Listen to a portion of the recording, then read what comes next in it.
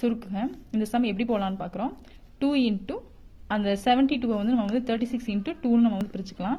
Into 5 into இந்த 32 எப்படி பிரிச்சுக்கலாம், 16 இன்ட்டு 2னு பிரிச்சுக்கலாம். இன்ட்டு 3 இன்ட்டு இந்த 50 வந்து 25 இன்ட்டு 2 நம்ம பிரிச்சுக்கிறோம்.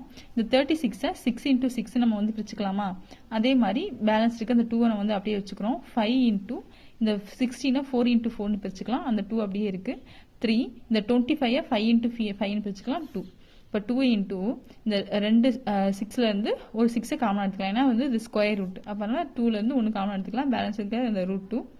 அதே மாதிரி 5 இன்ட்டு இந்த ரெண்டு 4லேருந்து ஒரு 4 காமன் வச்சுக்கலாம். 4 பேலன்ஸ் இருக்க இந்த ரூட் 2. 3 இன்ட்டு அந்த ரெண்டு 5ல் ஒரு 5 காமன் எடுத்துக்கலாம். பேலன்ஸ் இருக்க இந்த ரூட் 2. அப்போ இது எல்லாத்தையும் மல்டிபிள் பண்ணுறோம். இந்த 2 6 5 4 3 5 இது எல்லாத்தையும் மல்டிபிள் பண்ணும்போது நம்ம கிடைக்கும் 3600 கிடைக்குது. பேலன்ஸ் இந்த ரூட் 2 இன்ட்டு இந்த ரூட் 2 இருக்கா, இது ரெண்டையும் மல்டிபிள் பண்ணோம்னா நமக்கு 2 கிடைக்கும். பேலன்ஸ் இந்த மீதம் இருக்க அந்த ரூட் 2 எழுதியிருக்கோம். இதெல்லாத்தையும் இந்த நம்பர்ஸை மல்டிபிள் பண்ணும்போது இது இந்த ரெண்டு ரூட் 2வையும் மல்டிபிள் பண்ணும்போது 2 கிடைக்குது. இது வந்து மீதம் இருக்க ரூட் 2. அப்போ இதை ரெண்டையும் மல்டிபிள் பண்ணோம்னா 7200 கிடைக்குது. இந்த ரூட் 2 அப்படியே எழுதிக்கிறோம்.